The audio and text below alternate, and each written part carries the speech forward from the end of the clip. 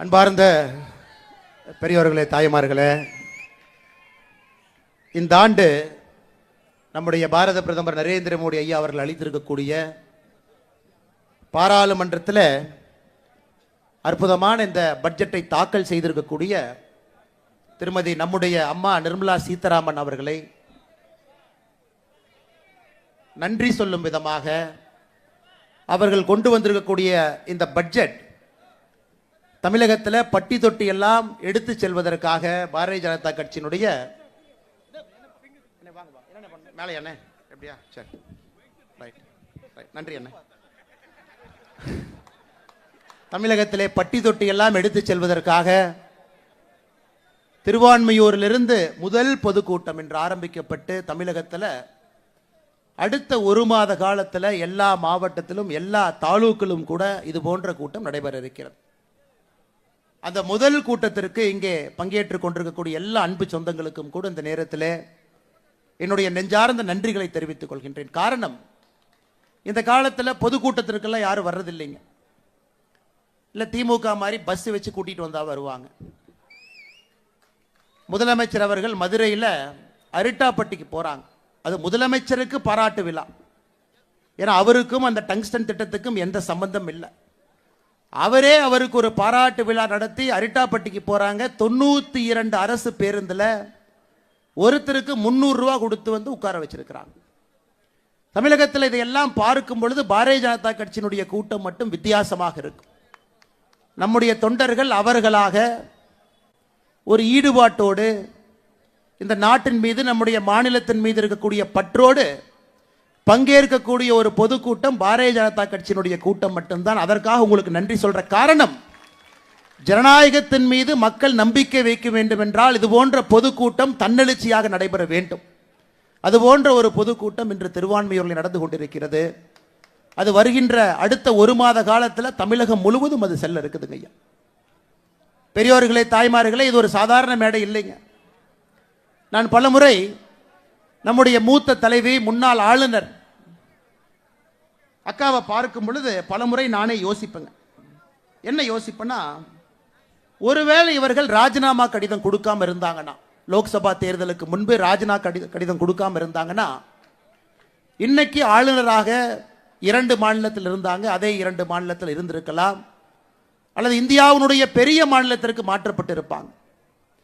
இந்த பட்ஜெட்டை எல்லாம் சரியா நிர்வாகம் பண்றாங்கன்னு கவனிக்க வேண்டிய பொறுப்பில் அக்கா இருந்திருக்க வேண்டியவர் இன்னைக்கு நம்முடைய தொண்டர்களோடு மண்ணோடு புழுதியோடு வியர்வையோடு ரத்தத்தோடு களத்திலே நின்று இதுதான் எனக்கு பிடிக்கும், தமிழகத்திலே பாரதிய ஜனதா கட்சி ஆட்சிக்கு வருவதுதான் என்னுடைய ஒரு தொண்டனாக உழைப்பாக நான் அதை பார்க்கின்றேன் என்பதற்காக நம்மோடு நின்று கொண்டிருக்கின்றார். பலமுறை நான் யோசிப்பேன், பதவியெல்லாம் விட்டுவிட்டு இங்கே வந்திருக்கின்றார், இன்னைக்கு இங்கே பேசினாங்க, ஆண்டவன் வருகின்ற ஆண்டில் நிச்சயமாக ஒரு நாள், இன்னைக்கு எப்படி நிர்மலா சீதாராமன் அவர்கள் 8 முறை அந்த பட்ஜெட்டை தாக்கல் செய்தாங்கன்னு நாம பேசினது போல ஒரு நாள் அக்காவும் ஒரு பெரிய உயரிடத்தில் நிச்சயமாக இருப்பார் என்கின்ற முழு நம்பிக்கை இருக்கு. அன்னைக்கு பட்ஜெட்டை பற்றி விளக்குவதை விட இந்த பட்ஜெட்டை சரியா போடுறாங்களா, சரியா மக்கள்கிட்ட கொண்டு போய் சேர்த்துறாங்களான்னு பாதுகாக்கக்கூடிய பணி எல்லாம் வல்ல இறைவன் அக்கா அவர்களுக்கு அளிக்கட்டும் என்று இந்த நேரத்தில் ஆண்டவனை நான் விரும்பி வேண்டி கேட்டுக்கொள்கின்றேன். அதே போல நம்முடைய மேடையில் இருக்கக்கூடிய மூத்த தலைவர்கள், மாநிலத்தினுடைய துணைத் தலைவராக இருக்கக்கூடிய அண்ணன் VP துரைசாமி அவர்கள், கூட்டம் நடப்பதற்கு முக்கிய காரணமாக இருக்கக்கூடிய அண்ணன் கரு நாகராஜன் அவர்கள், மாநிலத்தினுடைய துணைத் தலைவராக பட்ஜெட் வந்த நாளிலிருந்து டிவியில, ஆங்கில செய்தி டிவியில, நம்முடைய தமிழ் சேனல்ல தொடர்ந்து பேசிக் கொண்டிருக்கக்கூடிய அருமை அண்ணன் நாராயண திருப்பதி அவர்கள், மேடை மீது இருக்கக்கூடிய மாநிலத்தினுடைய துணைத் தலைவர் கடுமையான உழைப்பாளி அண்ணன் டால்பின் ஸ்ரீதர் அவர்கள், தரவுகளோடு திராவிட முன்னேற்ற கழகத்தை தோலுறுத்தி காட்டுக் கொண்டிருக்கக்கூடிய மாநிலத்தினுடைய இளம் செயலராக இருக்கக்கூடிய அருமை தம்பி FG சூர்யா அவர்கள், மாநிலத்தினுடைய செயலராக இருக்கக்கூடிய கடுமையான உழைப்பாளி அக்கா பிரமீளா சம்பத் அவர்கள், ஒரு செய்தியை நுணுக்கமாக எடுத்து சென்று அதை எப்படி மக்களிடம் சேர்க்க வேண்டும் என்பதை முழுமையாக புரிந்திருக்கக்கூடிய நம்முடைய அண்ணன் ANS பிரசாத் அவர்கள், மாமன்ற உறுப்பினராக இருந்து மக்களுக்கு தொடர்ந்து ஒரு நாளும் பணி செய்யக்கூடிய அண்ணன் லியோ சுந்தரம் அவர்கள், மேடையின் மீது இருக்கக்கூடிய மற்றும் 2 நம்முடைய மாநில செயலாளர்கள் கடுமையான உழைப்பாளிகள், அக்கா சுமதி வெங்கடேசன் அவர்கள், மேடையின் மீது இருக்கக்கூடிய நம்முடைய ஓபிசி அணியினுடைய மாநில தலைவர் அண்ணன் சாய் சுரேஷ் அவர்கள், மீனவர் அணியினுடைய மாநில தலைவர் அண்ணன் MC முனுசாமி அவர்கள், விளையாட்டு மற்றும் திறன் மேம்பாட்டு பிரிவினுடைய தலைவர், பட்ஜெட்டை பற்றி பேசிவிட்டு அமர்ந்திருக்கக்கூடிய அருமை சகோதரர் அமர் பிரசாத் ரெட்டி அவர்கள், நம்முடைய அற்புதமான மாவட்ட தலைவர்களாக மேடையின் மீது வீற்றிருக்கக்கூடிய அருமை சகோதரர்கள் குமார் அவர்கள், சஞ்சீவ் அவர்கள், சகோதரி லதா அவர்கள், அருமை சகோதரர் கிரி அவர்கள், அருமை சகோதரர் பாஸ்கர் அவர்கள், அருமை சகோதரர் பாலாஜி அவர்கள், அருமை சகோதரர் நாகராஜ் அவர்கள், இந்த மண்டலினுடைய ஆற்றல் மிகுந்த தலைவராக இருக்கக்கூடிய அருமை சகோதரர் பாலு அவர்கள், கிளை தலைவராக மேடையின் மீது வந்து நம்முடைய அன்பு பரிசாக ஒரு பொன்னாடையை பெற்றுக்கொண்டு அழுகின்ற தன்னுடைய குழந்தையை வைத்துக்கொண்டு கை குழந்தையை வைத்துக்கொண்டு கட்சி பணி செய்யக்கூடிய அற்புதமான நம்முடைய கிளை தலைவர் அருமை சகோதரி யுவராணி அவர்கள், பாரதிய ஜனதா கட்சியினுடைய அலுவலக செயலாளர் சந்திரன் அவர்கள், முக்கியமாக நம்முடைய மீடியா நண்பர்களை இங்கே அழைத்து வந்து பாரதிய ஜனதா கட்சியினுடைய எல்லா செய்திகளும் கூட பட்டி தொட்டி எல்லாம் செல்வதற்கு காரணமாக இருக்கக்கூடிய அருமை சகோதரர் ரங்கராயல் அவர்கள், முக்கியமாக இந்த நிகழ்ச்சி நடப்பதற்கு ஒரு பெரிய காரணமாக இருந்து இந்த இடத்துல நிகழ்ச்சி நடத்தப்பட வேண்டும். காரணம், இதே இடத்துல பல ஆண்டுகளுக்கு முன்பு காங்கிரஸ் பேரியக்கத்திலே கோலோச்சி ஒரு தலைவர், சென்னையினுடைய மேயராக இருந்தவர், இதே இடத்துல தன்னுடைய ஆதரவாளர்களோடு பாரதிய ஜனதா கட்சியில் இணைந்து இன்னைக்கு பாரதிய ஜனதா கட்சியினுடைய வளர்ச்சிக்கு கடுமையாக உழைக்கக்கூடிய நம்முடைய அற்புதமான மாநிலத்தினுடைய செயலாளர் அருமை அண்ணன் கரத்திய தியாகராஜன் அவர்களுக்கு இந்த நேரத்தில் என்னுடைய நெஞ்சார்ந்த நன்றிகளை தெரிவித்து, மற்றும் ஒரு மாநிலத்தினுடைய துணைத் தலைவர் அண்ணன் ஏஜி சம்பத் அவர்கள் மேடையின் மீது இருக்கின்றார்கள், அவருக்கும் என்னுடைய வாழ்த்துக்களையும் வணக்கங்களையும் இந்த நேரத்தில் தெரிவித்துக் கொள்கின்றேன். அருமை சொந்தங்களே, இன்னைக்கு பட்ஜெட் விளக்க பொதுக்கூட்டம் தமிழகத்தில் போட வேண்டிய கட்டாயமும் நிர்பந்தமும் நமக்கு இருக்குங்க ஐயா. ஒரு பட்ஜெட்டும் தொலைக்காட்சியில் வருது, அடுத்த நாள் செய்தித்தாளில் வருது, நம்ம எல்லோருக்கும் தெரியும். ஆனால் நம்முடைய முதலமைச்சர் ஐயா மு.க. ஸ்டாலின் அவர்கள் அவர் போடுற பட்ஜெட்டு விளக்கு உரை பொதுக்கூட்டத்துக்கு எங்கேயும் போனது கிடையாது.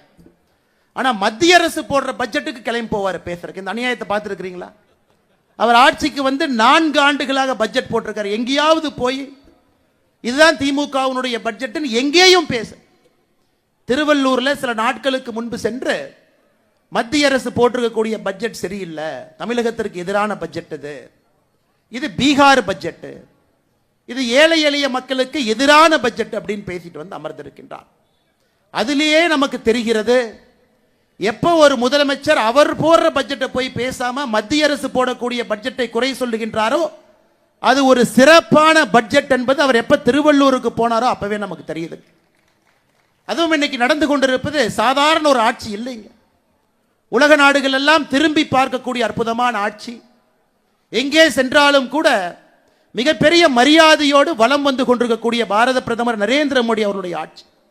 அது பிரான்ஸாக இருக்கட்டும், அமெரிக்காவுக்கு போறாங்க நாளைக்கு, அமெரிக்காவாக இருக்கட்டும், எங்கே சென்றாலும் கூட இன்னைக்கு உலகத்தில் ஒரு தலைவனுக்கு எல்லா இடத்திலும் மிகப்பெரிய மரியாதை இருக்கக்கூடிய மனிதர் நரேந்திர மோடி அவர்கள். சாதாரணமாக கிடைக்கலைங்க, உழைப்புல, அவர் மீது நீங்கள் வைத்திருக்கக்கூடிய நம்பிக்கையில்.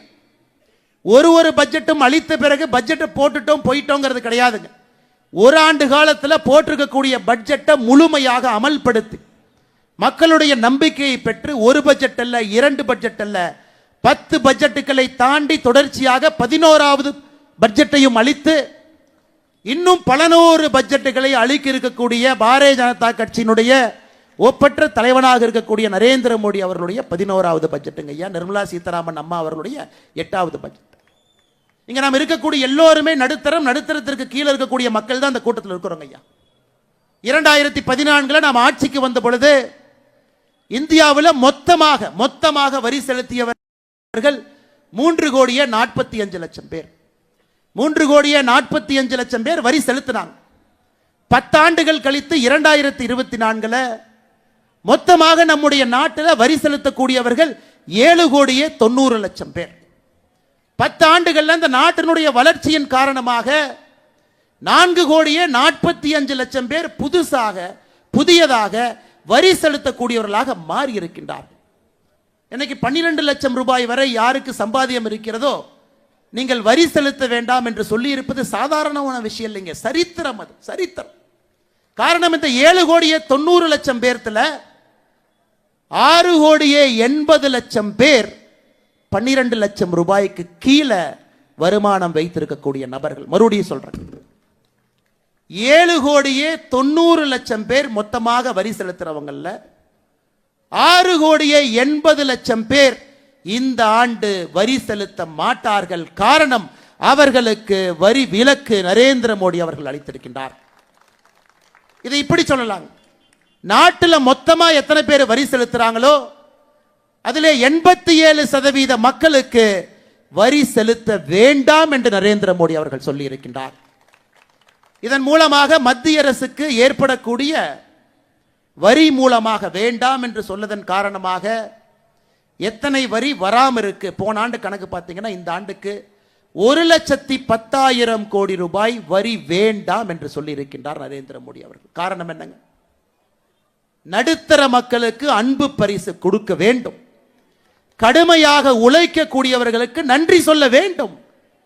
நடுத்தர குடும்பமாக இருந்து குழந்தை குட்டி எல்லாம் வச்சு மாசம் மாசம் பட்ஜெட் போட்டு பால் கணக்கு, பேப்பர் கணக்கு, டிவி கணக்கு, ஸ்கூல் கணக்கு, பெட்ரோல் கணக்கு, அதில் எல்லாம் சம்பாதிச்சு சிறுக சிறுக சேர்த்த ஒரு காசை அந்த ஆண்டு முடியும் பொழுது அரசுக்கு வரியாக கட்டிதான் இந்த நாடு முன்னேறி கொண்டிருக்கிறது. அப்படிப்பட்ட மனிதர்களுக்கு நன்றி சொல்ல வேண்டும். காரணம், உண்மையானவர்களாக இருக்கின்றார்கள் என்பதற்காக 87% மக்கள் 6 கோடியே 80 லட்சம் பேருக்கு இந்த ஆண்டு 12 லட்சம் ரூபாய்க்கு கீழே வரி வேண்டான்ட்டான். இதை நம்முடைய முதலமைச்சர் மு க ஸ்டாலின் அவர்கள் எப்படி சொல்றாங்கன்னா, என்ன பெருசா பண்ணிட்டாரு? 144 கோடி பேர் இந்த ஊரில் இருக்கிறாங்க. இந்த நாட்டில் 2% மக்களுக்கு வரி இது கொடுத்துருக்கிறாங்க, வரி கட்ட வேண்டாம். இது சாதனையா அப்படிங்கிறார் முதலமைச்சர். முதலமைச்சர் அவர்களே, நீங்க வீட்டில் போய் கடைக்கு போய் பால் பாக்கெட் வாங்கினா உங்களுக்கு அவங்க கஷ்டம் தெரியும், நியூஸ் பேப்பர் வாங்கினா கஷ்டம் தெரியும். நீங்க டிஃபெண்டர் காரில் மகன் நடத்தக்கூடிய மிகப்பெரிய நிறுவனம், கோடி கோடியாக சம்பாதனை இருக்கக்கூடிய முதலமைச்சர் அவர்களுக்கு நடுத்தர மக்களுடைய வலி எப்படி தெரியும்? முதலமைச்சர் மு க ஸ்டாலின் ஐயா அவர்களே, ஒரே வார்த்தையில் கொச்சப்படுத்திட்டு போயிட்டீங்க. ஒரே வார்த்தையில் 2% மக்கள் பயனடைகின்றார்கள் என்று சொல்வதை விட வரி செலுத்தக்கூடியவர்கள் 87% மக்கள் பயனடைகின்றார்கள். இது நடுத்தர மக்களுக்கு கிடைத்திருக்கக்கூடிய மிகப்பெரிய பரிசு. இன்னைக்கு தமிழ்நாட்டில் எத்தனை பேர் பயனடைஞ்சிருக்கிறாங்க? இன்னும் முழுமையாக நம்மிடம் அந்த நம்பர் இல்லை அப்படின்னா கூடங்க, குறைந்தபட்சம் 60 லட்சம் பேர் தமிழ்நாட்டில் மட்டுமே, குறைந்தபட்சம் 60 லட்சம் பேர், 60 லட்சம் பேருக்கு மேல இந்த ஆண்டு மத்திய அரசு 12 லட்சம் ரூபாய் வரை வரி செலுத்த வேண்டாம் என்று சொன்னதன் காரணமாக குறைந்தபட்சம் 60 லட்சம் பேர் பயனடைந்திருக்கிறாங்க. இன்னைக்கு முதலமைச்சர் இதோடு நிற்கலீங்க, இன்னும் முன்னாடி போறார். எங்களுக்கு நீங்க பட்ஜெட்டே கொடுக்கல, இந்த பட்ஜெட்டில் பார்த்தீங்கன்னா 5 முறை பீகார் பீகார் பீகார்னு சொன்னீங்க, அதனால் இது பேர் பீகார் பட்ஜெட். முதலமைச்சர் அவர்களே, 10 ஆண்டு காலம் நீங்க யூபிஏ அரசில் இருந்தீங்க. 2004-05 பட்ஜெட்ல தமிழ்நாடு என்கின்ற வார்த்தையை சொல்லல, 2005-06 தமிழ்நாடு என்கின்ற வார்த்தையை சொல்லல, 2006-07 தமிழ்நாடு என்கின்ற வார்த்தையை சொல்லல, 2007-08 ஒரே முறை தமிழ்நாடு என்கின்ற வார்த்தையை சொன்னீங்க, 54 கோடி ரூபாய் ஒதுக்கி இருந்தீங்க. 2008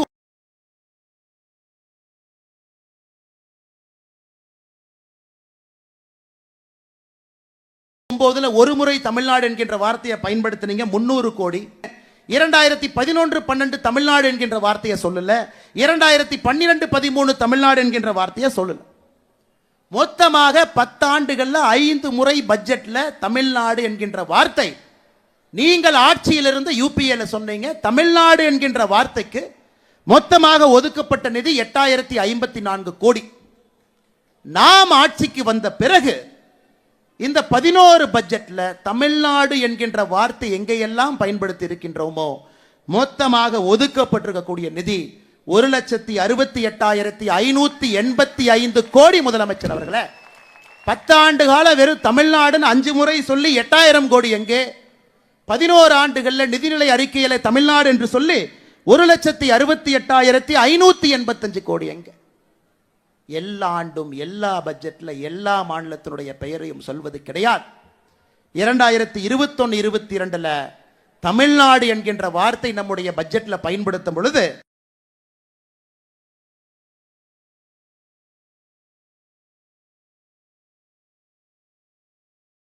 1,66,000 கோடி தமிழகத்திற்கு மட்டும் கொடுப்பாங்க, சில இடத்துல கொடுப்பாங்க. ஒரு ஆண்டும் கூட ஒரு மாநிலத்திற்கு ரொட்டேஷன். 2021 22 தமிழ்நாட்டுக்கு கொடுத்தாங்க 1,68,000 கோடி. நம்ம ஊருக்கு கொடுத்தாங்க ஐயா. போன ஆண்டு ஆந்திரா என்கின்ற வார்த்தையை பயன்படுத்தி அவங்களுக்கு கொடுத்தாங்க. இந்த ஆண்டு பீகாருக்கு கொடுத்திருக்கிறாங்க. எல்லா ஆண்டும் ஒரு சில மாநிலத்திற்கு சிறப்பு சலுகைகளோடு கொடுக்கத்தான் போறாங்க. அது பட்ஜெட் இல்லைங்க ஐயா. பட்ஜெட் 50 லட்சம் கோடி ரூபாய் பட்ஜெட். இந்த பட்ஜெட் நாம் தாக்கல் செய்திருப்பது 50 லட்சம் கோடி.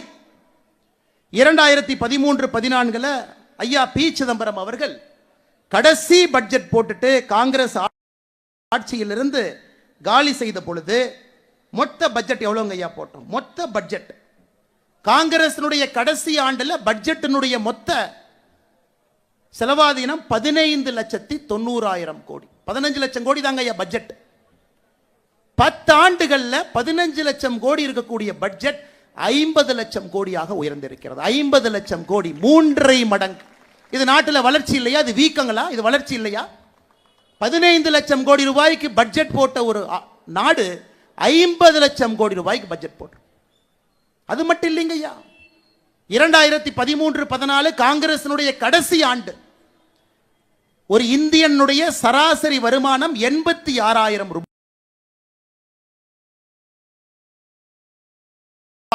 இத்தனை பேர் இருக்கிறோங்க, எல்லாரும் கை தூக்குறோம். சராசரி வருமானம் ஒருத்தருக்கு 86,000 ரூபாய். காங்கிரசினுடைய கடைசி ஆண்டு. இந்த ஆண்டு பட்ஜெட்லேயே அம்மையார் நிர்மலா சீதாராமன் அவர்கள் சொல்லி இருக்கின்றார், ஒரு சராசரி இந்தியனுடைய வருமானம் 2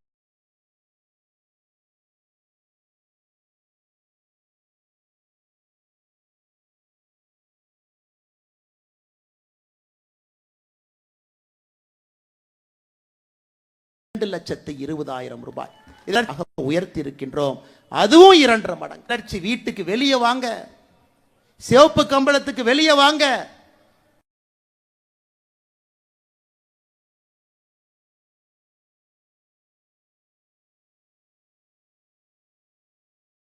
வயல்வெளியிலே கான்கிரீட் ரோடு போடுவதிலிருந்து இருக்கின்றார்கள் என்பதும். தமிழ்நாட்டுக்கு எதுவுமே கொடுக்கல. தமிழ்நாட்டை வஞ்சிக்கிறாங்க, ஏன் மாநிலத்தை எல்லாம் வஞ்சிக்கிறாங்க. அதுதான் மோடி அரசு மேல இருக்கக்கூடிய கோபங்கிறார் முதலமைச்சர் அவர். கடைசியாக காங்கிரஸ் அவங்க பட்ஜெட் போட்டுட்டு 2013-14 நிதி பகிர்வு, மொத்த நிதியில எவ்வளவு நிதியை மாநிலத்துக்கு கொடுத்தாங்க. நிதி பகிர்வு மொத்தமாக 5,22,000 கோடி. எல்லா மாநிலத்துக்கும் நிதி பகிர்வு 5,22,000 கோடி. இந்த ஆண்டு நிதி பகிர்வு 25,60,000 கோடி. 5 மடங்கு மாநிலத்திற்கு வரக்கூடிய நிதி பகிர்வு அதிகரிச்சிருக்கு இல்லைங்களா? 5 மடங்கு. 10 ஆண்டுகள், 75 ஆண்டுகள் சுதந்திரத்திற்கு பிறகு 5 லட்சம் கோடி கொடுத்தீங்க மாநிலத்திற்கு, எல்லா மாநிலத்துக்கும் சேர்த்து. 10 ஆண்டுகள்ல 25 லட்சம் கோடி ரூபாய் மத்திய அரசு நிதியை பகிர்ந்து எல்லா மாநிலத்துக்கு கொடுத்து. ஏன் பொய் சொல்றீங்க? எதற்காக மேடை போட்டு மைக்கு கட்டி எதற்காக முதலமைச்சர் அவர்களை பொய் பேசுறீங்க? நீங்க மட்டும் பொய் பேசல, சுத்தி இருக்கக்கூடிய அமைச்சர்கள் எல்லாம் போட்டி போட்டு பொய் சொல்றாங்க. அதையெல்லாம் நான் பட்டியலிட்டு காட்டுறேங்க, என்னென்ன பொய் நீங்க சொல்லியிருக்கிறீங்க. எந்த இடத்துல எல்லாம் முதலமைச்சர் அவர்கள் தரம் தாழ்ந்து பொய் சொல்லியிருக்கிறார். ஒரு முதலமைச்சருடைய பதவிக்கு அது அழகா? சத்திய பிரமாணம் செய்து அரசியலமைப்பு சட்டத்தின்பால் நம்பிக்கை வைத்து ஆட்சியில் இருக்கக்கூடிய முதலமைச்சர் பொய்யான தரவுகளை கொடுக்கலாங்களா? அதையெல்லாம் அடுத்த 10 நிமிஷம் நான் சொல்றேங்க. நிதி பகிர்வு உயர்ந்திருக்கிறது, பட்ஜெட் மொத்தமாக உயர்ந்திருக்கிறது, ஒரு தனி மனிதனுடைய வருமானம் உயர்ந்திருக்கிறது, நாடு உயர்ந்திருக்கிறது. இதுல மோடி அவர்கள் 87% நடுத்தர மக்களுக்கு நீங்க வரியே கட்ட வேண்டாம், நான் பார்த்துக் கொள்கின்றேன் இந்த நாட்டை. யோசிச்சு பாரு, 90 லட்சம் பேர் வரி கட்டி இந்த நாட்டை நடத்துறாங்க. யோசிச்சு பாரு. அது முதலமைச்சர் அவர்களே நன்றா புரிஞ்சுக்குங்க. 144 கோடி பேர் மக்கள் இருக்கக்கூடிய தாய் திரு இந்திய நாட்டில் 90 லட்சம் பேர் தான் இன்னைக்கு வரி கட்டுறாங்க. அது சந்தோஷம் தான், நமக்கு போதும். மிச்சவங்க வரி கட்டவில்லை என்றாலும் கூட எப்படி இந்த நாட்டை நடத்த வேண்டும், நடத்த முடியும் என்பதை மோடி அவர்கள் காட்டிக் கொண்டிருக்கின்றார். அதை நீங்க போய் பாருங்க. அதை பார்த்துட்டு பாடம் எடுத்துக்கொண்டு தமிழகத்திற்கு வாங்க. நீங்க போடுற பட்ஜெட்டையும் மக்கள்கிட்ட சொல்லுங்க. பட்ஜெட் இல்லைங்கய்யா, தமிழ்நாடு என்கின்ற வார்த்தை இல்ல. ஆனா தமிழ்நாட்டுக்கு எவ்வளவு கொடுத்திருக்கிறாங்க? இந்த ஆண்டை விட்டுருங்கய்யா, இந்த ஆண்டு நான் பேசவே விரும்புகிறேன். 2021, 22, 23, 24 4 ஆண்டுகள் எடுத்துக்கலாம். நீங்க ஆட்சிக்கு 21 வந்தீங்க. நீங்க 4 ஆண்டுகள்ல வந்த பிறகு பெருசா எதுவும் பேசலைங்க ஐயா. மத்திய அரசனுடைய டாப் 10 திட்டங்கள், முதல் 10 திட்டங்கள் 4 ஆண்டுகள்ல எவ்வளவு பணம் வந்திருக்குன்னு மட்டும் பாரு. 100 நாள் வேலை வாய்ப்பு திட்டம் முழுவதுமாக மத்திய அரசு கொடுக்கின்ற பணம் 4 ஆண்டுகள்ல 38,641 கோடி. விவசாய கௌரவ நிதி PM கிசான் 4 ஆண்டுகள்ல 6,209 கோடி. சமகிரக சிக்ஷா இப்ப பிரச்சனை ஆயிட்டு இருக்கு, அதை நம்ம பின்னாடி பேசுறேங்க ஐயா, 5,880 கோடி. குழந்தைகளுடைய ஊட்டச்சத்தை உறுதி செய்யக்கூடிய திட்டம் போஷன் அபியான் 2,796 கோடி. சுகாதாரத்தை மேம்படுத்த உட்கமைப்பு நிதி 5,753 கோடி. முதியோர் பென்ஷன் முழுவதும் மத்திய அரசு கொடுக்கிறாங்க ஐயா, 2,480 கோடி. வீடு வீட்டு குடிநீர் ஜல்ஜீவன் திட்டம் 5,899 கோடி. கிராமப்புற மோடி வீடு 3,087 கோடி. இந்த முதல் 10 திட்டத்தை மட்டும் நீங்க கூட்டி கழிச்சு பாருங்க ஐயா. இன்னைக்கு தமிழ்நாட்டில் சாலைகள், தேசிய நெடுஞ்சாலைகள் நடந்து கொண்டிருக்கக்கூடிய திட்டங்கள் மட்டுமே, இன்னைக்கு தமிழ்நாட்டில் தேசிய நெடுஞ்சாலைகள் திட்டத்தில் மட்டும் நடந்து கொண்டிருக்கக்கூடிய பணி 46,617 கோடி. டிஃபெண்டர்ல ஜொங்கின்னு போறீங்களே, யார் ரோடு போடுறா? ஜொங்கின்னு துரைமுருகன் அண்ணன், பொன்முடி அண்ணன் போட்டி போட்டு பின்னாடி சீட்டில் உட்கார வச்சுட்டு ஜொங்கின்னு போறீங்களே, அந்த ரோடு யாரு போடுறாங்க? 46,000 கோடி ரூபாய் மத்திய அரசு இன்னைக்கு தமிழ்நாட்டில் தேசிய நெடுஞ்சாலைகளுடைய திட்டம் மட்டும் நடந்து கொண்டிருக்கிறது.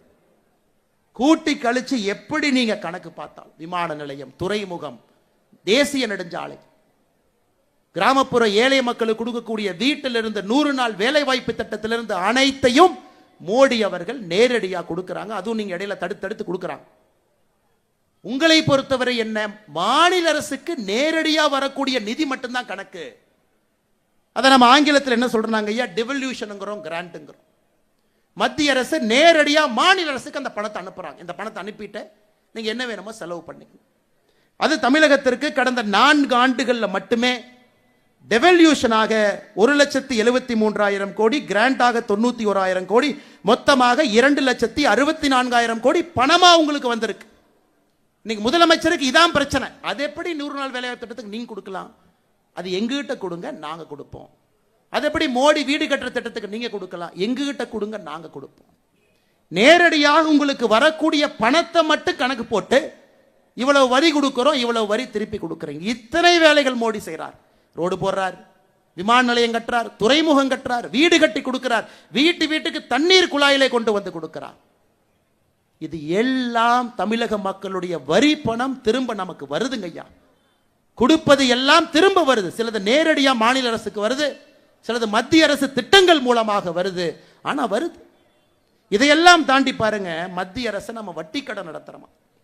முதலமைச்சர் சொல்றார், மத்திய அரசு நீங்க வட்டி கடன் நடத்துறீங்க, இதெல்லாம் வட்டி வாங்கிட்டாங்க ஐயா, கொடுக்கிறோம். நேரடியா உங்களுக்கு 2,64,000 கோடி நிதி பகிர்வு கடந்த 4 ஆண்டுகள்ல, அதுக்கு வட்டியா திரும்ப வந்திருக்கு. ஒரு ஏழை எளிய ஒரு மனிதனுக்கு வீடு கட்டி கொடுத்தா அது வட்டிங்களா? நேரடியா மோடி கட்டி கொடுக்கிறார். ஒரு விவசாயிக்கு நேரடியாக வங்கி கணக்கு பணம் அனுப்பிச்சா வட்டியா? மோடி அவர்கள் இதையும் தாண்டி சொல்றாரு, மாநில அரசுக்கு வட்டி இல்லா கடனா இவ்வளவு கொடுக்கிறோம், 50 ஆண்டுகள் வச்சுக்கங்க, வட்டி கொடுக்காதீங்க. இந்த ஆண்டு 1,50,000 கோடி ஒதுக்கி இருக்கிறாங்க மாநிலத்திற்கு. இதையும் தாண்டி உங்களுடைய உள்கட்டமைப்பு வசதிக்கு இந்த பணத்தை எடுத்துக்கங்க, இது மத்திய அரசுடைய பணம், நாங்க உங்களுக்கு கொடுக்கிறோம், வட்டியே கொடுக்காதீங்க, 50 வருஷம் கழிச்சு அசலை திருப்பி கொடுங்க, உட்கட்டமைப்பை மேம்படுத்துங்க என்பதற்காக கொடுக்கக்கூடிய பணத்தை என்ன சொல்றாருன்னா, மத்திய அரசு வட்டி கடை நடத்துறாங்க. அதனால்தான் நான் சொன்னேன், முதலமைச்சர் அவர்களே ஒரு மாநிலத்தை பொய் பிரச்சாரம் மேடையிலே பொய் பேச ஆரம்பித்தால் எப்படிங்க ஐயா நாம உண்மை பேசி மக்கள்கிட்ட அதை எடுத்துட்டு போறது? முதலமைச்சரே பேசுறார், வேற யார் பேசினா கூட பரவாயில்ல. அதனாலதான் முதலமைச்சர் சொல்வதையே திரும்ப அவருக்கு சொல்றேன், ஐயா பொய் சொன்னாலும் பொருந்து சொல்லுங்க போக்கித்த பசங்களே. அவருக்கு மரியாதை கொடுத்து அன்போடு சொல்லுகின்றேன், பொய் சொன்னாலும் கொஞ்சம் பொருந்து சொல்லுங்க ஐயா. மைக் இருக்கு, வாய் இருக்கு என்பதற்காக எது உங்களுக்கு வந்தாலும் தயவு செஞ்சு சொல்லாது. இன்னைக்கு நான் ஏற்கனவே சொன்ன போலங்க ஐயா, பாராளுமன்றத்தில் மக்களுடைய பிரச்சனையை பேச வேண்டிய இடத்துல நம்முடைய அக்கா இந்த தொகுதி தென் சென்னை தொகுதியில் நின்று கொண்டிருக்கின்றோம், அக்கா தமிழிசை அக்கா அவர்கள் அங்கே பேசியிருக்கணும். இன்னைக்கு நம்ம எம்பிக்கெல்லாம் அந்த பாராளுமன்றத்தில் என்ன பேசுறாங்கன்னு பார்க்கலாம், எம்பிகள் என்ன கேள்வியெல்லாம் கேட்டாங்கன்னு பார்க்கலாங்க ஐயா. ஒரு எம்பி கேள்வி கேட்கிறாரு, அஸ்ஸாம்ல ஹொலங்கன்பார் கிப்பன் வைல்ட் லைஃப் சாங்சுரியில ஆயில் ட்ரில்லிங் பண்றீங்களா இல்லையா? விளங்குச்சு. தமிழச்சி அக்கா இந்த தொகுதி எம்பி அவங்க கேட்குறாங்க, மினிஸ்ட்ரி ஆஃப் கார்ப்பரேட் அஃபேர்ஸ் வெப்சைட்ல ஒரு குளறுபடி இருக்கு, எப்ப சரி செய்வீங்க? ஏங்க, உங்களுக்கு ஏதாச்சும் பிரச்சனையா இருந்தா போஸ்ட் கார்டில் எழுதி போடுங்க, இமெயில் அனுப்புங்க, கார்ப்பரேட் அஃபேர்ஸ் உங்களுக்கு பதில் போடும். இது பாராளுமன்றத்தில் தொகுதி மக்கள் சார்பாக கேட்கக்கூடிய பிரச்சனையா? இன்னொருத்தர் இருக்கார், பயங்கரமான ஆள், மத்திய சென்னை எம்பி. அவர் கேள்வி பாருங்க, இந்த பட்ஜெட்ல யூரோப்பியன் யூனியன் கொண்டு வந்த கார்பன் பார்டர் அட்ஜஸ்ட்மெண்ட் மெக்கானிசத்தை இந்தியா எதிர்ப்பதன் எதிரொலி என்ன? Cosmic energy coupled with atomic energy in the evolution of mankind with the program of Java. இது அண்ணா விவேக் அவர்கள் ஒரு கடைக்கு போறார், புக் வாங்க போறார். அங்க ஒரு சகோதரி இருக்கிறார். இந்த சகோதரி எப்படியாச்சும் இம்ப்ரெஸ் பண்ணணும் அப்படின்னு கடைக்காரன் போய் கேட்கிறார், cosmic energy coupled with atomic energy in the evolution of mankind by the program of Java அப்படின்னு சொல்லுங்க. தயாநிதி மாறன் அவருடைய பாராளுமன்ற கேள்வி இதை விட மோசமா இருக்கு. தொகுதி பிரச்சனையை கேளுங்கன்னா ஒரு எம்பியும் போட்டி போட்டு பாராளுமன்றத்தில் கேள்வி கேட்டு, இதை தாண்டி இன்னொன்று கேட்டிருக்காரு தயாநிதி மாறன், எப்படியா நீ நான் வந்திருக்கிறேன், எப்படி நீ சமஸ்கிருதத்தில் மொழிபெயர்ப்பு செய்யலாம் பாராளுமன்றத்தில்? நான் விடவே மாட்டேன், நீ எப்படி சமஸ்கிருதத்தில் மொழிபெயர்ப்பு பண்ணலாம்? அதற்கு பாராளுமன்றத்தினுடைய ஸ்பீக்கர் ஐயா சொல்றாங்க, ஐயா இங்க பாருங்க, 10 மொழியில் மொழிபெயர்ப்பு இருக்கு, நம்முடைய தாய்மொழி தமிழ் உட்பட. இன்னைக்கு புதுசா 5 மொழி அறிமுகப்படுத்துறோம், அதிலும் மொழிபெயர்ப்பு வரப்போகுது. பாராளுமன்றத்தில் நேற்றிலிருந்து 15 மொழியில மொழிபெயர்ப்பு. புதிதாக அறிமுகப்படுத்திய மொழி என்னன்னா போடோ, டோக்ரி, மணிப்பூரி, உருது, சமஸ்கிருதம். இந்த 5 மொழி புதுசா 10ஓட. உன்னை வரைக்கும் சொல்றாரு, எப்படி நீ சமஸ்கிருதத்தில் மொழிபெயர்க்கலாம்? ஏன்னா நீ கும்முடி பூண்டியை தாண்டினாவே வடக்கு தெற்கு தெரியாது, அங்க போய் உட்கார்ந்துருக்கிறான். அங்க பாராளுமன்றத்தில் 543 எம்பியில 39 பேர்த்த கழிச்சா யாருக்கும் தமிழ் தெரியாது, அவன் கேட்கறான் அதை உட்கார்ந்து. எனக்கு உனக்கு சமஸ்கிருதம் தெரியலனா கம்முன்னு உட்கார வேண்டியதானே, தெரிஞ்சவன் அதை கேட்க போறான். டோகிரி தெரியாதா, தெரிஞ்சவன் கேட்க போறான். எதற்காக கம்பு சுத்தணும்? இன்னைக்கு அண்ணன் தயாநிதி மாறன் அவர்களே, உங்களுக்கு நான் ஒன்று சொல்றேன், தமிழ் மொழின்னு ஆட்டம் போடுறீங்களே. இந்த ஆண்டு ஏசர் சர்வே, ஒரு ஆண்டும் கூட ஏசர் என்கின்ற நிறுவனம் மக்களுடைய குறிப்பாக மாணவர்களுடைய திறன் எந்த அளவுக்கு இருக்கு அப்படின்னு செக் பண்றாங்க. இந்த ஆண்டு ரிப்போர்ட், 3ஆம் வகுப்பு படிக்கக்கூடிய அரசு பள்ளி மாணவர்கள்ல 87% மாணவர்களுக்கு 2ஆம் வகுப்பில் இருக்கக்கூடிய தமிழ் எழுத்துக்களை படிக்கக்கூடிய திறன் இல்லை. 3ஆம் வகுப்பு படிக்கக்கூடிய தமிழ் மாணவ செல்வங்களுக்கு 2ஆம் வகுப்பு தமிழ் மொழி திறன் 87% இல்லை.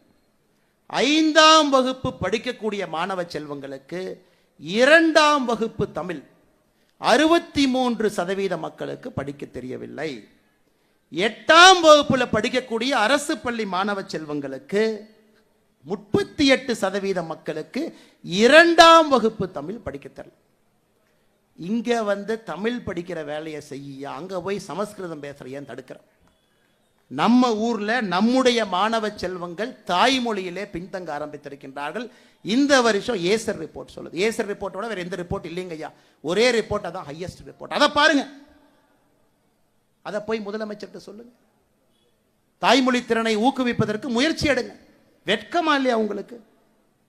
ஆட்சியில் இருக்கிறீங்க, தமிழ் மொழியை சொல்லி அரசியல் பண்றீங்க, வெட்கப்பட வேண்டும். இந்தியாவில் மொத்தமாக 18 சமஸ்கிருத பல்கலைக்கழகம் இருக்கு. நாம கட்டலீங்க ஐயா, கட்டிட்டாங்க, வேண்டும் என்று இருக்கிறது. தமிழ் பல்கலைக்கழகம் ஒன்றே ஒன்று இருக்கு. யாராவது உங்களைய தமிழ் பல்கலைக்கழகம் 10 கட்ட வேண்டாம் என்று சொன்னோமா? அதுவும் புரட்சி தலைவர் எம்ஜிஆர் ஐயா கட்டின தஞ்சாவூர் தமிழ் பல்கலைக்கழகம் ஒன்னே ஒன்று. கர்நாடகாவில் போய் தமிழ் பல்கலைக்கழகம் கட்ட வேண்டாம் என்று யாராச்சும் சொன்னாங்களா? அல்லது பீகார், ஒரிசால போய் ஒரு தமிழ் பல்கலைக்கழகத்தை ஆரம்பிப்போம், அங்க தமிழ் சொல்லி கொடுப்போம், நிதி கொடுங்க. மத்திய அரசு கிட்ட மத்திய அரசு எவ்வளவு நிதி கொடுக்கணுமோ அதை நாங்க வாங்கிட்டு வர்றோம். இந்தியாவில் எல்லா இடத்திலும் தமிழ் மொழியை கொண்டு செல்ல வேண்டும் என்றால் எல்லா இடத்துலையும் ஆரம்பிக்கலாம். அதற்கு உங்களுக்கு வக்கில்ல, துப்பில்ல. பாராளுமன்றத்தில் cosmic energy coupled with atomic energy மாதிரி கேள்வியை கேட்டுட்டு சமஸ்கிருதத்தை எதுக்கியா சொல்லி கொடுத்தேன்னு கேட்கிறேன். இதெல்லாம் நடந்துட்டு இருக்க இன்னொருத்தர் அறிக்கை கொடுக்கிறாரு, சில்ட்ரன்ஸ் விங் அப்படின்னு. ஆல்ரெடியே இவ்வளவு பஞ்சாயத்து போயிட்டு இருக்கு. ஒருத்தர் சில்ட்ரன்ஸ் விங்குங்கிறார். நான் கேட்டேன், எதுக்கு நான் சில்ட்ரன்ஸ் விங்குன்னு போட்டிருக்காங்க? ஆனால் கட்சியில் இருக்கிற குழந்தை பசங்க தான், அதுக்காக சில்ட்ரன்ஸ் விங்குன்னு வச்சிருக்கிறாங்க. பாரு, இதெல்லாம் தமிழகத்தில் நடந்து கொண்டிருக்கிறது. எல்லா மக்கள் பார்த்து கொண்டிருக்கின்றார்கள். ஒரு புதிதாக கட்சி ஆரம்பிக்கக்கூடிய தலைவர் ஒருத்தர் சொல்றாரு, இந்த பட்ஜெட்டை பார்த்தேன், வழக்கம் போல மத்திய அரசு தமிழக மக்களை வஞ்சிச்சிருக்கிறாங்க. ஒரு புதிதாக கட்சி ஆரம்பிச்ச தலைவர் சொல்றார், ஏன்னா ஜிஎஸ்டி குறைப்பு பத்தி இந்த பட்ஜெட்ல ஒன்னையுமே காணாமே. அண்ணே, அதுக்கு ஜிஎஸ்டி கவுன்சில் மீட்டிங்னே, அது பட்ஜெட்னே, யாராவது தயவு செஞ்சு கூட 2 பேர்த்த உட்கார வச்சு சரியா சொல்லி கொடுக்க சொல்லுனே. ஜிஎஸ்டி கவுன்சில் மீட்டிங் என்ன, பட்ஜெட் என்ன, இரண்டும் வேறு. இவங்கெல்லாம் தமிழகத்தில் மாற்றத்தை கொடுக்க போறேன்னு கிளம்பி வந்திருக்கிறாங்க. மாற்றத்தை கொடுக்க போற சில்ட்ரன்ஸ் விங்கு, ஜிஎஸ்டி ஏயா பட்ஜெட்ல குறைக்கல, இவங்க ஒரு பக்கம். இன்னொரு பக்கம் நம்முடைய முதலமைச்சரை போன்றவர்கள் பச்சை பொய்ய பேசுறாங்க. பச்சை பொய். சமகிரக சிக்ஷா நிதிங்கய்யா, எல்லா இடத்திலும் குறிப்பாக எண்ணையும் எழுத்தையும் ஊக்குவிக்க மத்திய அரசு கொடுக்கக்கூடிய பணம். இவங்க தான் லெட்டர் எழுதினாங்க மார்ச் 15ஆம் தேதி போன ஆண்டு மத்திய அரசுக்கு, தமிழகத்தில் பிஎம் ஸ்ரீ பள்ளி எங்களுக்கு வேண்டும், எங்களுக்கு தயவு செஞ்சு கொடுங்க அப்படின்னு தமிழ்நாட்டினுடைய தலைமைச் செயலாளர் கடிதம் எழுதுறார். மாநில அரசு ஒப்புதல் கொடுத்துட்டாங்க. பிஎம் ஸ்ரீ பள்ளி 14,000 பள்ளிகள் நம்முடைய பிரதமர் அவர்கள் கொண்டு வர்றாங்க. தமிழ்நாட்டுக்கு கொஞ்சம் கொடுங்க. இன்னைக்கு சொல்றாங்க எங்களுக்கு பிஎம் ஸ்ரீ வேண்டாம். போன ஆண்டு அவங்க கடிதம் எழுதுறாங்களா இல்லையா? மாநிலத்தினுடைய தலைமைச் செயலாளர் அவரே கையெடுத்து, அவரே பெண்ணெடுத்து, அவரே கையெழுத்து போடுவாரா முதலமைச்சரை கேட்காம? இந்த ஆண்டு அரசியல் செய்கின்றார்கள். தமிழகத்திற்கு ஒடுக்கப்பட வேண்டிய நிதி மடைமாற்றம் செய்து குஜராத்துக்கும் உத்தரப்பிரதேசுக்கும் அனுப்பிட்டாங்க. இதைத்தான் நான் சொல்லுகின்றேன். முதலமைச்சர் அவர்கள் பொய்யெல்லாம் சொல்ல ஆரம்பிச்சு அடுத்த கட்டத்துக்கு போயிட்டாங்க. இந்த ஆண்டு குஜராத்துக்கு சமகிரக சிக்ஷாலே ஒதுக்கப்பட்டிருக்கக்கூடிய நிதி 1598 கோடி. முதல் தவணையாக 510 கோடி கொடுத்திருக்காங்க. உத்தரப்பிரதேசுக்கு ஒதுக்கப்பட்ட நிதி 6971 கோடி. முதல் கட்டமா 344 கோடி கொடுத்திருக்காங்க. தமிழகத்திற்கு முதல் கட்ட நிதி வர இருக்கிறது. முதல் கட்ட 2 மாநிலத்துக்கு கொடுத்துட்டீங்க, தமிழ்நாட்டுக்கு முதல் கட்ட கொடுக்கல. அப்ப எனக்கு நீங்க சொன்ன எல்லா நிதியும் அவங்களுக்கு அனுப்பிட்டீங்கன்னு சொல்றது பச்சை பொய் தானே? பொய் தானுங்க. நாம் தமிழகத்திற்கு நிதி கொடுக்க மாட்டோம் என்று எங்கேயும் சொல்லவில்லை. முதல் கட்டமாக அறிவித்த நிதி சில மாநிலத்திற்கு போயிருக்கு. சில மாநிலம் கேரளா, வெஸ்ட் பெங்கால், தமிழ்நாடு உட்பட சில மாநிலத்துக்கு வரல, வரும். முதலமைச்சர் இங்கோடு நிக்கல, பாசிச பாஜக அரசு. அதற்கு நாம பதில் சொன்னா முதலமைச்சர் சொல்றாரு, ஆளுநரும் இருக்கணுமா, அண்ணாமலை இருக்கணுமா, 2 பேர் இருக்கணுமா? பாருங்களேன், அநியாயத்தை பாருங்க. ஒரு மனிதனுக்கு எப்ப வாய்க்கொழுப்பு அதிகமாகிறதோ அந்த மனிதனுடைய அழிவு ஆரம்பமாகிறது என்கிறது பொருள். வாய்க்கொழுப்பு அதிகமான இதெல்லாம் ஆணவத்தினுடைய உச்சம், ஆணவத்தினுடைய உச்சம். இன்னொரு கட்சியில யார் தலைவராக இருக்க வேண்டும் என்பதை இன்னொரு கட்சியில் இருக்கக்கூடிய ஒரு நபர் முடிவு பண்ணுவாங்க. ஏங்க, உங்க கட்சியில தான் துண்டை போட்டு நீங்க உங்களுக்கு அப்புறம் பையன், அதுக்கப்புறம் இன்ப நிதி, அதுக்கப்புறம் என்னமோ நிதின்னு வச்சிருக்கிறீங்க. இந்த கட்சியை பொறுத்தவரை அண்ணாமலை தொடர்ச்சியாக இருக்க மாட்டான். ஒரு தலைவர், ஒரு தலைவருக்கு பின்பு ஒரு தலைவர், எல்லா தலைவரும் இணைந்து இந்த வேலையை செய்வதுதான் அந்த கட்சியினுடைய அடிப்படை பண்பு. ஆனா அண்ணாமலை இங்கேயே தான் இருப்பான். எப்ப வரைக்கும் இருப்பானா, அறிவாலயத்தில் இருக்கக்கூடிய ஒரு செங்கலையும் உருவி எடுக்கும் வரை இங்க இருப்பான். உருவி எடுக்கும் வரை. இந்த ஊழல் பெருச்சாளிகள், 35 அமைச்சர்கள் ஊழல் பெருச்சாளிகள் 2026 சிறைக்கு செல்வதை பார்ப்பதற்கு இந்த அண்ணாமலை இருப்பான். அதுவரை நிச்சயமா இருப்பான். அதுல உங்களுக்கு எந்த சந்தேகம் வேண்டாம். இதையெல்லாம் கேட்டா கோபம் வருது. அன்பில் மகேஷ் பொய்யாமல் இன்னைக்கு காலைல சொல்றாரு, என்னங்க ஒரு கட்சியினுடைய மாநில தலைவர் என்னை பார்த்து பொய் சொல்றீங்கன்னு சொல்றாரு. நான் எதுக்குங்க பொய் சொல்றேன்? ஏங்க, திருச்சிராப்பள்ளியில உங்க சொந்த ஊர்ல, உங்க சொந்த திருச்சிராப்பள்ளியில ராமநாதபுரம் அப்படிங்கிற கிராமத்துல 2 ஆண்டுகளுக்கு முன்பு அரசு பள்ளியை இடித்து குழந்தைகள்லாம் மரத்துக்கு கீழே உட்கார்ந்து 2 வருட காலமாக பாடம் நடந்து கொண்டிருக்கிறது. 2 வருட காலமா பச்சைமலை பகுதியில் ராமநாதபுரம் கிராமத்தில் 2 வருஷம் ஸ்கூல் கிடையாது அவங்களுக்கு. இடிச்சாச்சுங்க, 2 வருஷம் ஆச்சு, இடிச்சாச்சு. மரத்துக்கு கீழ் என்னுடைய முகநூல்ல அந்த வீடியோவை போட்டிருந்தங்க. ஐயா, குழந்தை பார்க்கணும் நீங்க, அந்த வெயில் எப்படி நிக்கிறாங்க. அதுக்கு நாங்க பிஎம் ஸ்ரீ பள்ளி கட்டி கொடுக்கிறோம்னு சொல்றோம், நவோதயா வித்யாலயாவை கொடுக்கிறோம்னு சொல்றோம், கேந்திரிய வித்யாலயா எவ்வளவு வேணுமோ கொடுக்கிறோங்கிறோம். நவோதயா வித்யாலயா பேரை வேற ஏதாச்சும் பேரை மாத்துக்கிறீங்களா, அதுக்கும் தயாரா இருக்கிறோம். அதை வாங்குவதற்கு துப்பில்லை. ஆனால் அன்பில் மகேஷ் பொய்யாமொழி பையன் அவர் நடத்தக்கூடிய பள்ளி விழாவில் பங்கேற்பார். ஒருத்தர் வந்து கேட்பார், அந்த சயின்ஸ் ப்ராஜெக்ட் நல்ல விருது வாங்கினீங்கல்ல. அந்த பையன் நல்ல பையன், நான் எதுவும் பண்ணலிங்க, சும்மா தாங்க நின்று, யாருக்கோ விருது வாங்கினாங்க, என்னை விட்டுருங்க. ஸோ உங்கள் பையனுக்கு ஒரு நியாயம். திருச்சி மாவட்டத்தில் இந்த மரத்துக்கு கீழே உட்கார்ந்துருக்கக்கூடிய ஏழை குழந்தை தாய், அவங்களுடைய குழந்தைக்கு ஒரு நியாயம். இதாயா நீ வச்சிருக்கிற சமூக மாடல் லட்சம்? நீங்கள்லாம் வந்து பேசுகிறீங்க, கேட்டால் நாங்கள் பொறுப்பு இல்லாமல் பேசுகிறேன்னு பட்டம் வேற கொடுக்குறேன். அன்பு தொண்டர்களே, அன்பு சொந்தங்களே, தமிழகத்தை மாற்ற வேண்டிய நேரம் வந்துருச்சுங்க. ஏன்னா இப்போ மாற்றலைன்னா நீ தமிழகத்தை யாராலும் மாற்ற முடியாது. அந்த நேரத்தை நோக்கி வந்து விட்டோம். எல்லாம் தலைகீழாக குட்டிச்சவராக இருக்கிறது. கல்வியிலிருந்து சட்டம் ஒழுங்கிலிருந்து எல்லாம். ஆனால் முதலமைச்சர் என்ன 23ஆம் புலிகேசியை போட 2 பேர்த்த கூட வச்சிருக்கிறார். மன்னா மாதம் மும்மாறி மழை பொழிகிறது, அப்படியே வாங்க, மக்கள் அப்படியே சிரிச்சுக்கிட்டு ஆனந்தமா இருக்கிறாங்க. இன்னொருத்தர் வேற வெக்கமே இல்லாமல் சொல்றாரு, இந்த அரசுல தான் பெண்கள் பாதுகாப்பு, வெளியே வாயா செப்பல் எடுத்து அடிக்கிறவங்களா உட்கார்ந்து இருக்கிறாங்க. 2026 சட்டமன்ற தேர்தலுக்கு ஓட்டு கேட்டீங்களா, வெளியே வரதானே போறீங்க, இப்பெல்லாம் பேசுறாங்க. அன்பு சொந்தங்களே, நாம் அனைவரும் இணைந்து இந்த கூட்டத்திலே நாம் பேசக்கூடிய கருத்துக்களை எல்லா மக்கள்கிட்ட எடுத்துட்டு போனோங்க. அதான் அந்த கூட்டத்தினுடைய நோக்கம். தென் சென்னை தொகுதியினுடைய பாராளுமன்ற உறுப்பினராக இந்த முறை தமிழிசை அக்கா வந்திருக்கணும். எல்லாம் பெரிய மனதோடு இத்தனை லட்சம் வாக்குகளை வாரி இழைச்சிங்க. உங்களுக்கு தெரியும், வெற்றி என்பது தாமதப்பட்டிருக்கிறதோ தவிர வெற்றி என்பது வராம போகலைங்க ஐயா, தாமதப்பட்டிருக்கிறது, அவ்வளவு. 2026 நிச்சயமாக அது நடக்கத்தான் போகிறது. அதில் எந்த மாற்று கருத்தும் இல்லைங்க ஐயா. நம்ம தெல்ல தெளிவா இருக்கோம். இவங்க எந்த அளவுக்கு விஞ்ஞான ஊழல் செய்யறாங்கன்னு ஒரே ஒரு கருத்தை மட்டும் முன்னாடி வைக்கிறாங்க ஐயா. எந்த அளவுக்கு விஞ்ஞான ஊழல்? இலவச வேட்டி சேலை திட்டம் ஐயா. ஒரு வேட்டி எடுத்தீங்கன்னா நூல் 2 பக்கம் வருங்க ஐயா. இது ஒரு நூல், இது ஒரு நூல். இந்த நூல் பேரு வார்ஃப்மாங்க, இந்த நூல் பேரு வெஃப்ட்மாங்க. இந்த 2 நூல் சேரத்தான் வேட்டி செய்ய முடியும். தமிழக அரசு போன ஆண்டு சொல்றாங்க, இலவச வேட்டியில வார்ப் நேரா இருக்கக்கூடிய நூல் 100% காட்டன் தான் இருக்கணும்.